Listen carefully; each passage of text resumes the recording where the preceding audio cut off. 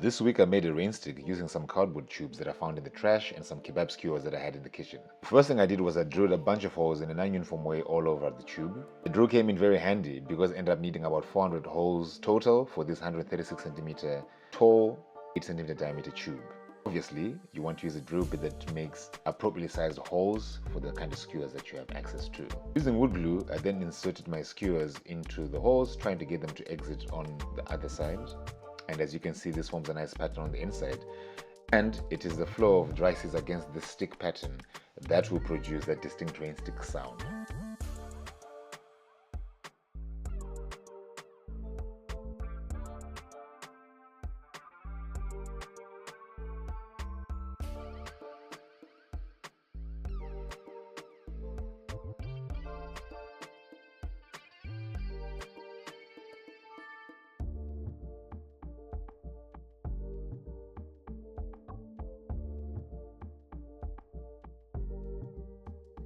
Of course, every kid ever would be very disappointed if I didn't take the time out to play with my new saber.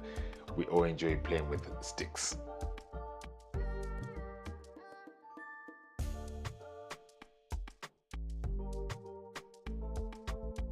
After letting the glue dry for a few hours, I came back with some garden scissors and trimmed off the excess parts of the sticks, letting loads of shrapnel fly everywhere. And now is probably a good time to briefly touch into the history of rain sticks, and they are thought to have been developed independently in South America, Africa, and Australia. Rain sticks are usually made from either a hollow cactus core, bamboo, or a reed, or even, like in my case, poster tube, or anything hollow really, that you can skewer some kind of stick through, either cactus needles, nails, skewers, paintbrush handles, whatever you have on hand. And then this tube is then filled up with small seeds or pebbles, grains, something that can interact with the sticks on the inside and produce that sound that is so typical of rain sticks.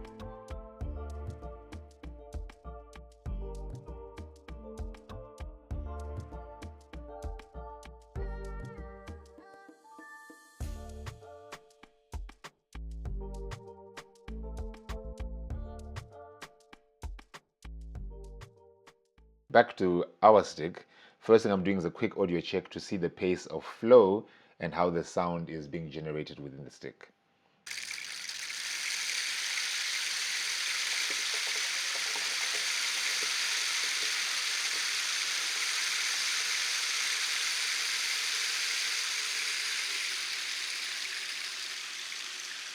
And I decided for myself it was running too quickly through the tube and I needed to add more sticks to add more resistance. So I went back in with the sticks that I already pre-trimmed earlier and repeated the glue and trimmer process again. At this point, I'd only covered about 2/3 of the tube, and I went back in with the shortest offcuts that would only enter the tube but were too short to come out on the other side. These are glued to the inside of the wall on the opposing end. Eventually, I ran out of skewers in my house, and I went rummaging through my studio and I found a bunch of old paintbrush handles. And as you can see, I'd finally wised up to using a hammer, which made things go way faster and with less security and safety issues. I'd managed to cut myself a few times in this project, and the hammer was a godsend. With the addition of the paintbrush handles, I also learned that the different thicknesses and lengths of sticks make different sounds as well. And with the hammering, it actually struck me that I could actually play the sticks like marimba and had myself a little jam session. So I don't think I should be expecting any Grammys anytime soon. But this did give me an idea for a future project, so stay tuned for a different take on rain sticks, combined with maybe marimba. Once I was done with all the trimming and all the sticks were finally glued and set in space, I was kind of reminded of the silk floss tree. I was initially going to send away the bumps or thorns that I had created with the wooden sticks, but decided the texture was actually a vibe and went with a green and white color scheme to kind of emulate this silk floss tree aesthetic. The first thing I did was put down a few coats of white gesso to give the pigment something to stick on. Trying to paint directly on the brown cardboard was going to be a lot of effort and you're going to use up a lot of pigment. So putting on that white gesso coat in the beginning saves you a lot of time later on. I use soy in my paintings, and the image in the background right now is a perfect visual of how those soy pigments can look. I decided on this particular soy that's got a green tint to it to represent the tree bark, and I put down a few coats on a really hot day. The heat allows the clay to dry quickly, which creates cracks in the soil that mimics tree bark quite nicely. After this, I layered down a protective coat of clear gesso, and this fixes the soil in place as I paint it on without using any fixative. So if you don't put this clear coat or any other kind of fixative, if your art, your craft comes in contact with moisture, that soil is going to wash away. So you really want to protect before moving forward. After the gesso dried, I then went in with a smooth sandpaper and polished the thorns to remove the white undercoat. But unfortunately, I forgot to press record, so this happened off camera. I finally threw on a few coats of clear wood varnish, and it was time to close off this rain stick. First thing I did was I popped in some bits of crumpled up paper just to act as an insulation barrier between the leather and the sticks.